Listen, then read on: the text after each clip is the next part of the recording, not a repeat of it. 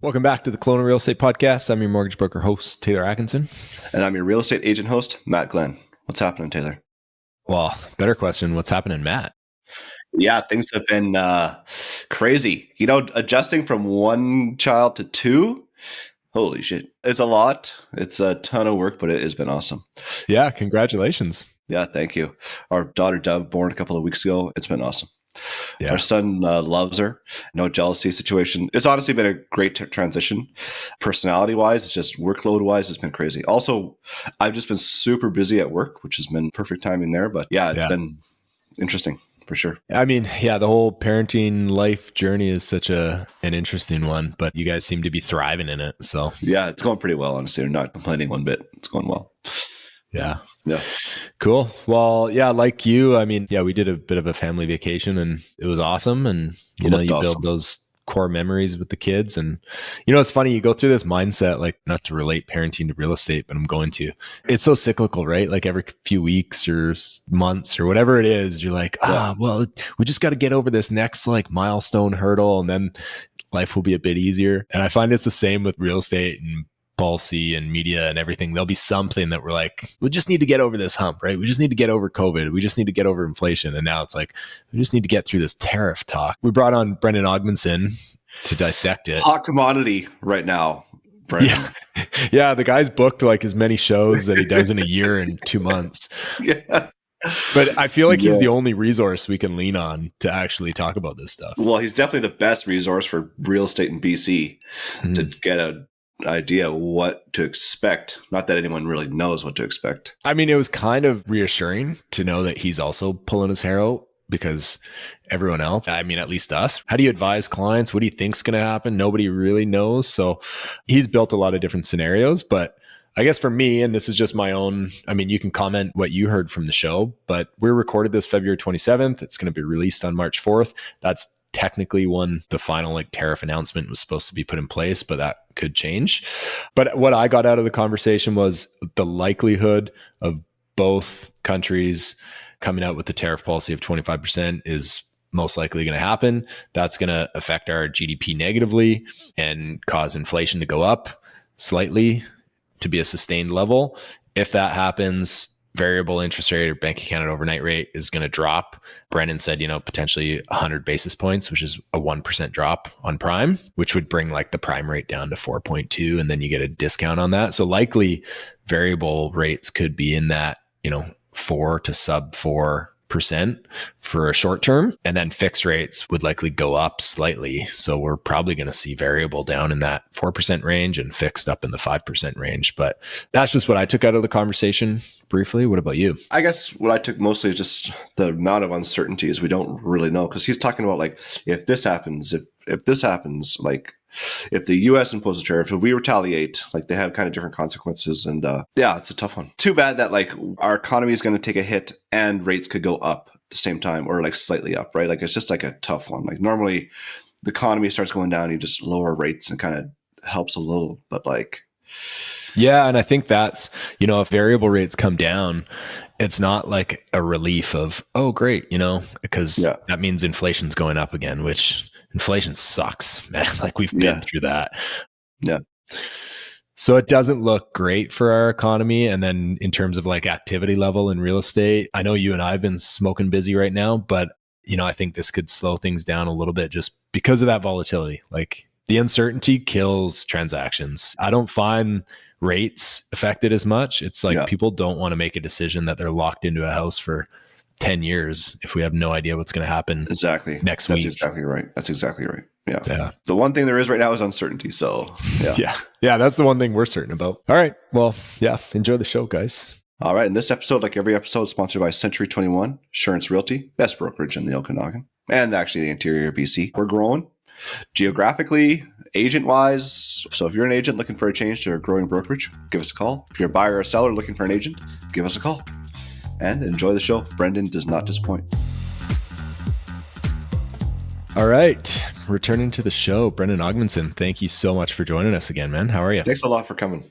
Good. Great to be here. Well, I mean, there's not a lot going on since we last spoke, but it seems like you're never going to be short of work with the way things are going. Hey, like Yeah, I've got, I think between January 1st and June, I've got, I think it's like 40 to 45 presentations, podcasts, whether it's, in person, virtual, kind of mix. I usually do about 50 to 60 in a year, and I have basically that already for the Wow. first half of the year. So yeah, it's a lot. Obviously people are really interested to hear about tariffs, and that's basically all I've been talking about every day the past couple months.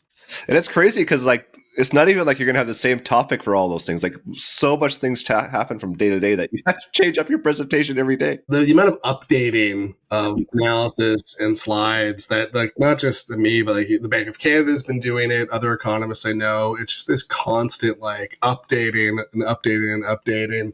As new information comes in, you get more refined kind of details about the tariffs and when they might happen and what magnitude and everything else. So, like, we'd written a whole piece called Choose Your Own Misadventure about tariffs that we had started in, I think, in like December. So it was a really fun, like, pre-Christmas period running like macroeconomic simulations, the way everyone wants to spend their holiday season. And by the time we put it out, like, because we had scenarios for like 10% tariffs, and like that's over. Like, what's the point of even including 10% in those simulations at this point? So that was like, we put it out and it was basically already kind of obsolete by the time it was out. And I've had to update that since for presentations. And yeah, it's a lot. Yeah. I mean, even for this show, right? Like, we're recording this February 27th. We're going to do a quick turnaround. It'll be out March 4th. Yeah. A lot could change between then, but tariffs were supposed to be announced March 4th. So we won't hold you to anything, but yeah. Yeah, we were kind of, I guess, on schedule for March 4th after that like 30-day reprieve where I don't know if there's any negotiating going on in the background or what. And then yesterday, I think Trump had said it would be April 2nd, but then it seemed like maybe he was confused about other tariffs. And then some of his advisors corrected. It was still March 4th. So who knows? This is not the best crew in terms of like rational thinking and pre-planning, planning or coherent thought. So.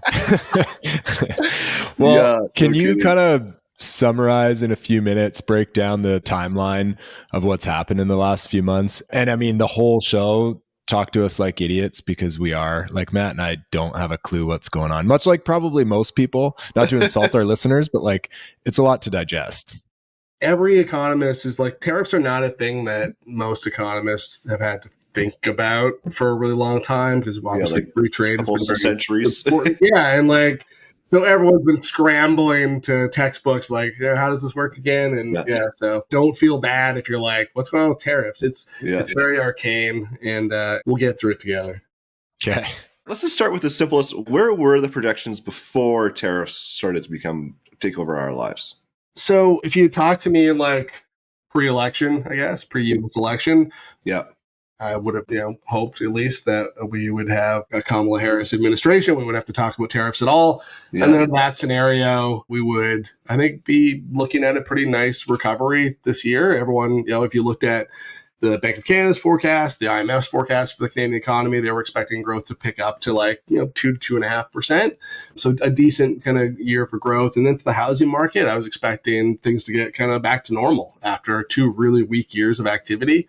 Yeah. Expecting sales to come back to like around their 10-year average, maybe a bit above. And with a pretty well-supplied market in terms of listings, the prices would be pretty flat and be a pretty calm year. Instead, we're kind of scrambling to talk about... I was feeling good there for a second.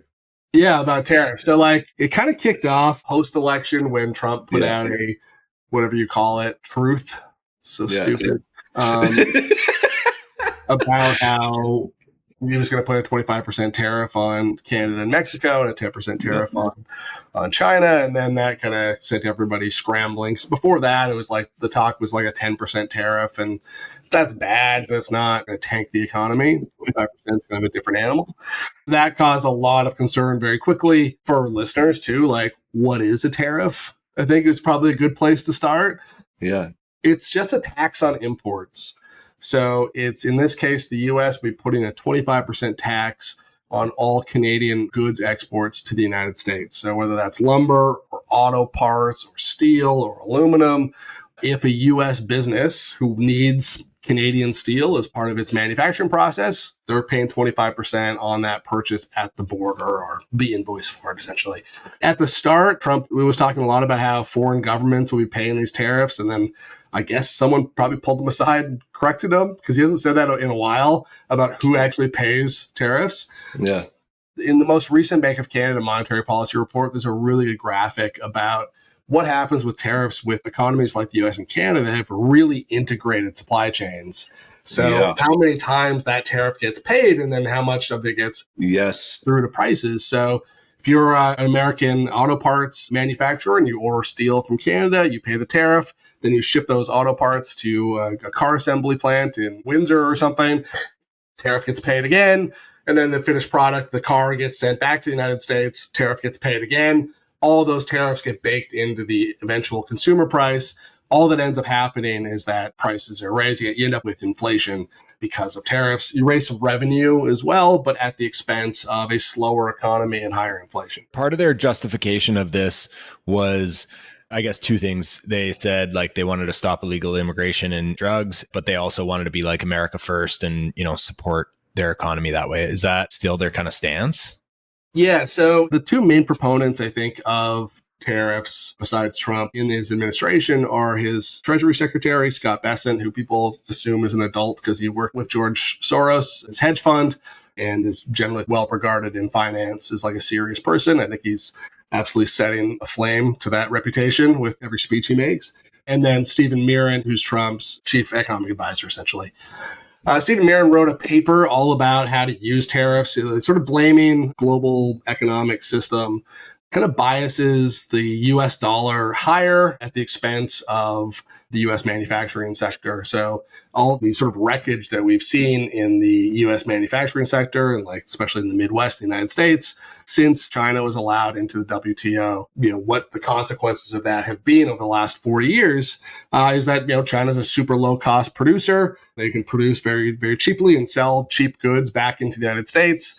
They then take those dollars, recycle them into U.S. treasuries, which pushes the U.S. dollar up and keeps kind of the Chinese economy more competitive than it would be otherwise. So China tends to manipulate its currency, and they haven't really done anything serious in the way of like trying to rebalance their economy towards like more consumption. So what a healthier global economy would be a China that had a lot of like household consumption happening, a lot of domestic investment, rather than just exporting cheap goods to the rest of the world and kind of causing these imbalances. So one thing that he kind of argues for is that US dollar should be lower, which would help manufacturing in the United States. But Trump has a strong dollar policy, and they still want the US dollar to be the global reserve currency. So one thing you can do to try and punish countries like China is put a very large tariff on their imports to the United States. So it kind of forces them to reorient their economy towards more consumption, less savings. That's sort of the theory. So you take that kind of nuanced theory, and some of it I find kind of incoherent, but at least it's an economic argument, and then filter that through like a particularly dim-witted toddler's brain, and you end up with what we have now, which is tariff good, trade surplus good, trade deficit bad. And instead of putting a large tariff on a country like China, where you can maybe see the argument, they put huge tariffs on Canada, where they run a very small trade deficit with Canada or Mexico or now the EU. So all of your allies and your largest trading partners. I think the only calculus that Trump does is he sees what the largest number is in terms of trade, and he wants to put a tax on the largest number so they can raise the most revenue.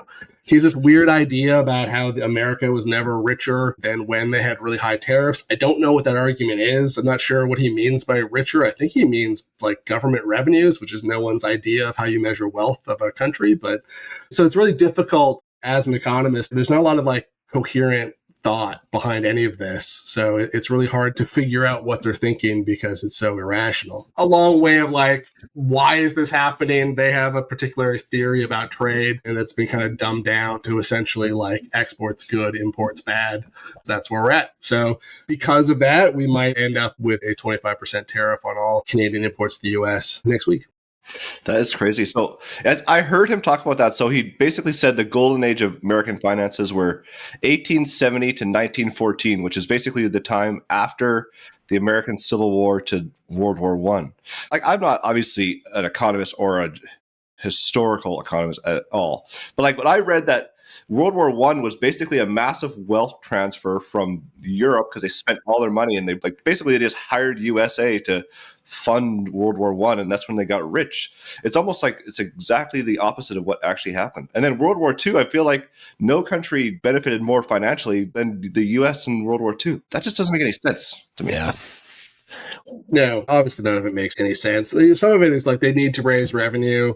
They're currently running about a 6% budget deficit, 6% of GDP budget deficit that they need to do something about. They won't raise taxes. They certainly won't raise income taxes. This is a way of essentially introducing a consumption tax on American taxpayers, but not calling it that. Good media spin, really. Yeah. So it's like they're raising taxes on American consumers and businesses without having to say and then pretending somehow that it's actually paid for by foreign governments, which you've seen man on the street interviews where they even people will try to argue that it's actually foreign businesses or foreign governments pay the tax because they've just listened, they just drink the Kool-Aid. But you see less and less of that. And I think people are starting to wake up to the idea that these tariffs are pretty destructive.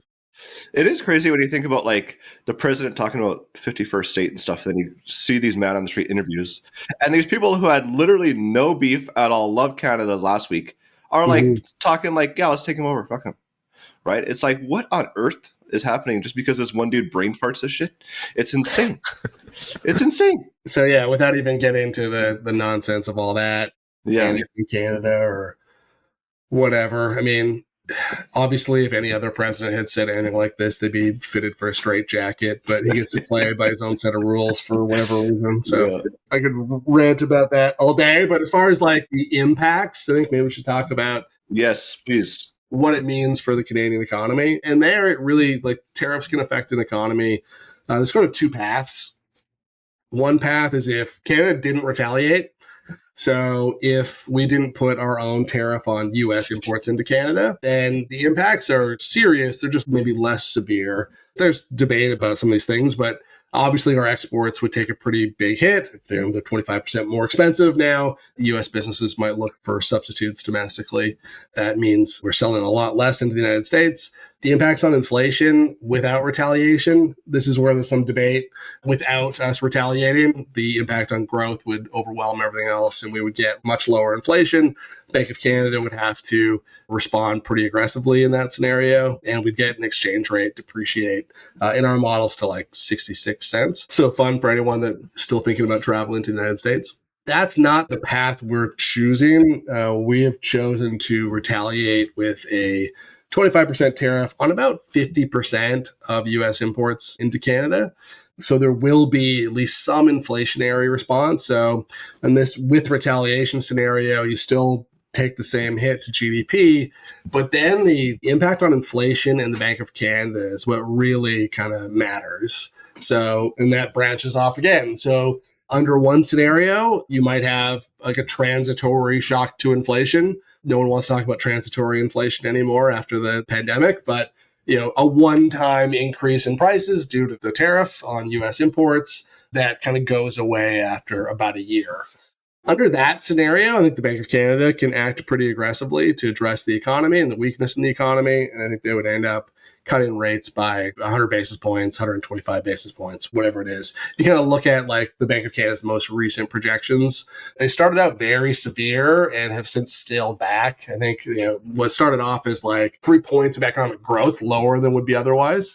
And now it's a little bit lower than that in their most recent projections. So they have 1,000 people working on this and everyone else has a handful. So go with their numbers in most cases. In the case where you have transitory inflation, I think the Bank of Canada can lower rates. Maybe they lower to between 1 and 1.5%. They probably don't go all the way to the zero lower bound.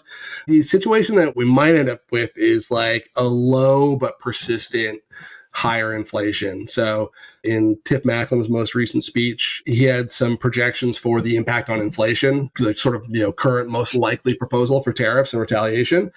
And it shows like about a 0.5% to 0.6% increase in inflation over baseline, which is like 2% target. So they show inflation running at between like 2.5 and 2.6 for like 3 years. So like pretty persistently higher than target, like not much higher. We're not above 3%, but higher than target inflation for a really extended period of time. Obviously, they don't show what their monetary policy response would be. So I did some work to just sort of try and match that specific response in our models. It kind of tells you that they would probably not be able to lower rates at all under that scenario. If inflation's just running 2.5, 2.6%, it seems like they would not be able to cut rates very aggressively or maybe at all. And in that case, mortgage rates don't move very much either. Maybe even you have a little bit of a risk premium built in because the economy is a little shakier. So you might end up with 5-year fixed rates going a little bit higher. And that seems to be their most likely scenario. We have a much weaker economy, an economy that's in their estimates, I think, very shallow recession to just zero growth for a 2-year period, and where rates are kind of hovering around where they are now. So you get all that weakness and not necessarily a lot of firepower directed at pulling us out of that. And they've kind of taken great pains even to explain, monetary policy can't fix everything in the economy. And this would be like kind of a structural, like if all of a sudden our largest trading partners trying to trade with us a lot less, that's not really a job for monetary policy to fix. And they're trying to communicate that, I think, as well. So under that scenario, obviously the housing market would be impacted if you've got certain parts of the economy, certain regions that are being more affected. Sales are falling. In our models, they fall back to basically the weakness we've seen in the past 2 years. So sales running pretty slow. Prices coming down, inventory starting to build up. Not an awesome scenario. It's not like a doomsday kind of scenario, but it certainly would mean another year or two of really slow sales, especially if interest rates can't come down. Is BC better off or worse off or kind of median for the country, or like how are we looking there? So BC exports about 50% of its goods to the United States, whereas the rest of Canada is about 75%. Ontario, I think, is around 80% because they have the auto assembly kind of supply chain that goes back and forth. Yeah. Alberta, I think, is closer to about 90% because they send so much oil. The only reason we run a very small trade surplus with the U.S. is because they buy a lot of oil from us to refine in the Midwest and the Gulf Coast. BC, less exposure. Not zero. It's still 50%. About a quarter of that is energy products. 22% is oil and gas. I think 4 or 5% is electric power. That's probably pretty inelastic. Like I think they'll just keep buying that. They'll pay the 10% tariff that is currently proposed on oil and gas exports. Products that are going to be hardest hit are forestry, again, after they were already really severely impacted by the 2018 20% tariff. I was reading some research from, I think it's a forestry association in BC, but I guess the tariff is also additive. It doesn't replace. There's currently a 14.5% tariff already in place on BC softwood lumber, and this 25% is on top of that. So apparently it would be close to a 40% tariff on softwood lumber. When the 20% tariff was put in place in 2018, lumber exports from BC fell by about 30%, and sales of manufactured wood products fell about 30%, and forestry employment fell. You can imagine those types of impacts applied to, the minerals sector and metals and all that kind of stuff. We already have, even without the broad-based tariffs being announced, they did already put a 25% tariff on aluminum and steel imports. BC exports about $1 billion to $1.5 billion of aluminum products to the United States every year, mostly from the smelter in Kitimat. So that community could be really impacted if that tariff causes some real disruptions to their operations. So yeah, you can just imagine like all those communities, largely in the north and like the northeast where our oil and gas comes from, and then like kind of the north coast where, Kitimat and some of the forestry kind of communities of the interior and the island, those are the communities that would be hardest hit. The Chamber of Commerce in Canada put out a map showing like what big cities would be most affected by tariffs in Canada. And none of the big cities in BC are on that map. So like we have none of the kind of hot spots for tariffs. If you look at Vancouver, Kelowna, Victoria, Abbotsford, Chilliwack, and Nanaimo are sort of the big cities in BC, and none of them were considered to be like hotspots for tariff impacts. So we are going to be affected, but it's less so than a lot of other places in Canada. Not to say that there aren't like smaller communities for sure in BC that are really going to feel the impacts. In some of your models, then, like obviously we're anticipating inflation is going to be on the higher side a little bit. Is it going to be more specific to products and goods where that if inflation's affected? I'm just thinking like lumber. Sure, we're going to probably export much less lumber, but now we're going to have a bit more of a surplus. Would that lumber cost go down? Like, would that not help housing supply or I guess building costs? But then, my mind's just circling. I'm like, okay, but if like, provincially or federally, we're seeing inflation everywhere, then they're going to have to recover that cost and pay for the, wage subsidy to go up. Like, are we going to see a decrease on any products because there's more of a surplus, like oil and gas, lumber, anything? Or is it just like, once we start hitting that inflation treadmill, like everyone's got to jump on board? Yeah, on the lumber side, I would hope that we have other export markets we can tap as well. Might not have like a huge, domestic kind of surplus, though maybe that would help to offset some of the other increases in building costs. Like, I don't look at like pro formas for buildings, so I'm not sure like how much of the content of, say, an apartment building is imported, but and how much might be subject to a tariff. But I'm guessing that a fair amount of what we use, at least on like the equipment side too, is probably imported, and those costs are going to rise. So who knows where it shakes out? It's a really good question. Yeah, it depends on how much of a market there would be, I guess. What it just means is that production would be a lot lower. Maybe you'd have a temporary surplus, but eventually they would just shut down a lot of production. In the softwood lumber example, they would cancel a bunch of shifts or shut down some mills. They're not going to build a surplus of goods once that inventory is worked off. They just would not be producing as much. Yeah, that's why the scenarios are projecting like GDP coming down in addition to inflation going up. It's driving that wedge from two sides. And the inflation part is really like, obviously, if you're making something 25% more expensive, that's going to drive prices higher. And a lot of research shows that domestic producers also raise their prices to match the higher imported price. Makes sense. They pull the extra margin. So you do get these sort of inflationary impacts at a time when the rest of the economy is really, really suffering. Yeah. What about something like adjusting the foreign buyers ban to like just U.S. only banning Americans? Yeah. Yeah. I mean, I think there's a good argument for lifting the foreign buyer ban in general. Yeah. Given the amount of investment we need in housing over the next 10 years. So the U.S. is a pretty deep capital market, so I don't know if I'd want to completely shut out one of the largest financial markets in the world. But I know they'll look at other things they can target other than just using matching tariffs. Maybe they'll be able to put an export tariff on Canadian oil, which would be interesting. Obviously, the U.S. has already kind of communicated that's a weak point, given that oil only has a 10% tariff, because they really don't want drivers in the Midwest and around in those states to see a giant spike in their price at the pump. That might be a pain point if the premier of Alberta doesn't get in the way, that we could cause a little extra pain.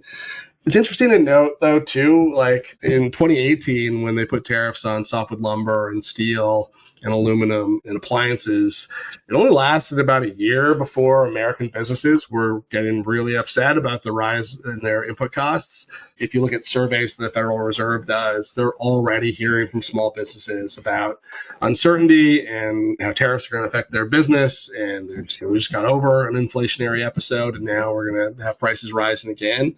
I think they can lose political support really, really fast. And if you get a really big market reaction as well, that could be convincing to an administration that pays a lot of attention to financial markets as sort of a gauge of how well they're doing. So could be a really temporary thing, but it's a little disheartening in like how much enthusiasm there is, I guess, at the top for an idea that's so kind of stupid on its face. I've heard the argument, and I kind of agree with it. It's like, this really takes away from the last year and a half of our own like internal bad policy, tariffs, capital gains inclusion, spec tax, anti-flipping tax, like all these other things that we're just crushing our own economy with. Now it's kind of like, short-term memory, like, oh, like Canada's been fine. We treat ourselves really well. The States is crushing us. It's like, well, we wouldn't also be in such a bad predicament if we didn't just have like a horrendous 4 years of our own economy. What is your prediction? Like come in a week or a month, whenever they actually come out with this, like, do you feel that like 75%, are we leaning towards tariffs being set out on both sides? Seems that way. It's really hard to know what they want. Sometimes they'll talk about how unfair the trade deficit is with Canada, even though it's very, very small and entirely driven by their own purchases of oil. They'll talk about how much fentanyl is pouring across the northern border. And then if you look at their own data, they see something like 43 pounds of fentanyl at the Canadian-US border. That's clearly not the issue either. I don't know what would convince them, because their arguments for are so transparently lame, and like there's data showing neither of those things are an issue. So what the actual goal is really, really hard to say, unless it's, annexing Canada as a 51st state, which is so batshit that I don't even understand how it gets talked about. So I don't know. Hard to have any real conviction on any of this stuff because it doesn't make any sense, right? So yeah, if it does go, I'm just trying to summarize in my own head. So if it does go tariffs on both sides, Canada and US, we would likely see GDP come down a little bit, inflation go up a little bit, sustained for a couple of years, and likely Bank of Canada overnight rate would react by like, 1%, like 100 basis points, 1% lower for a short duration. If inflation is transitory, I feel like if it's really persistent, if it's 2.5% and they start lowering rates, then inflation starts creeping a little bit higher, maybe to above 3%, and then there kind of gets into expectations. We don't want a repeat of what we went through during the pandemic, where we had what should have been transitory inflation, and the Bank of Canada treated as transitory at first, and then got too far behind the curve when it turned out it wasn't that transitory, and they had to be very aggressive. I think they really want to avoid repeating that mistake. They might be a little more cautious this time around. The interesting thing will be how governments react on the fiscal policy side. Also, I think probably more cautious considering how inflationary a lot of the emergency measures and spending was during the pandemic. I can't see them responding with that same kind of firepower. So there's a lot of, I think, more caution on the part of policymakers. They know how much people hate inflation, seemingly hate inflation more than they hate unemployment. And so I think they'll be a little more cautious in treating the economy this time around. There's been a lot of talk about our dollar getting lower and lower. Like when I think about that, it seems like kind of a positive thing in a few ways to me, but I don't know, like, what are your thoughts on that? Positive in some ways. I mean, it certainly helps our exporters be more competitive. Yeah. It also kind of shields them from having to do things to be more competitive, like increase their productivity. If you're only competing on low cost and you don't have to compete by just being better at your business by investing in machinery, equipment, and productivity and all those kinds of things and innovation, that's not great. And also it's inflationary. So the more the loonie depreciates, that means all of their imported goods get more expensive and that gets passed through. So you certainly don't want a currency that's too low. Certainly tariffs make this worse. This is the other part of it too that doesn't make any sense. When you put a tariff on another country, the country imposing the tariff tends to see their currency increase, which doesn't help your trade balance because now your exports are more expensive and imports are cheaper. So it actually makes your trade deficit worse. This is like simple macro stuff that I don't know. I guess they just don't think about it. The bond yields have been like a friggin' roller coaster for the last, quite a while now. Do we predict bond yields going up a little bit with tariffs? And then, so we're going to kind of see like an inverse, right? Fixed rates are probably going to come up a bit. Variable is going to come down, or like what's happening? Do you have any predictions on the bond yield? Yeah, it's been interesting. The period between the election and when tariffs were like announced at the end of January, the 5-year bond yield hit 3.3 on 2 separate occasions and also hit like 2.75. So it was all over the place. And I think lenders were like just trying to ride out that volatility. We didn't see 5-year fixed rates move very much because they was like, they're not going to be constantly adjusting their lending rates up and down. When the tariff was announced that Monday, as soon as the markets opened, I think the 5-year bond yield hit like 2.5. It went really low. And even like as of this morning, it was like under 2.7 briefly based on tariffs. So I think 5-year bond yields will start pricing in, and probably already are pricing in, a much more aggressive Bank of Canada. Like if you think about any bond yield is essentially just the sum of where do you expect the Bank of Canada to be the next 5 years? And then how much risk are you going to build in, right? So usually the term premium between the 5-year bond yield and the Bank of Canada, so how much higher the 5-year bond yield is than the Bank of Canada overnight rate, is like 50 basis points. So at 2.7, you could assume, if there's not much of a risk premium, that the markets are pricing in a Bank of Canada at about 2.25. So the lower the 5-year bond yield gets, the more they're expecting the bank's going to have to really, really start cutting rates. What I'd be worried about, I guess, is, at least in the short term, even if 5-year bond yields are falling, that they're falling because they're pricing in a recession. The markets are pricing in a recession, and then that risk premium gets built into the mortgage spread. So a normal mortgage spread is like 160 basis points, but we've seen in periods of crises or just around recessions that sometimes that spread can blow out to like 200 basis points or more. So you could have a situation where 5-year bond yields are falling, but 5-year fixed mortgage rates are rising because there's a lot more risk, obviously, in the economy. There's a lot more risk in lending out to a population that might be losing its jobs, losing jobs in the next few months. So that'd be my worry, I guess, is like we'd have a temporary increase in 5-year fixed rates, even as the Bank of Canada is cutting, which we've seen in the past. And then on variable rate, obviously variable rates would be falling along with the Bank of Canada.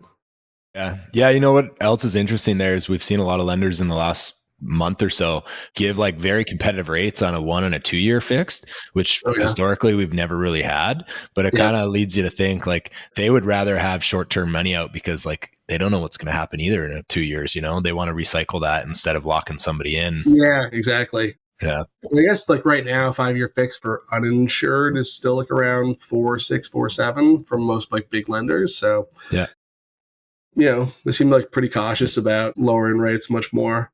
Yeah. Well, and that's the thing. We're beating that on variable now, which is like only just come in, which is nice to have the option. But we thought a couple of years ago, like, do a 3-year fix because in 3 years, we're going to have a great opportunity to have a better decision. Now it's like, what do we do?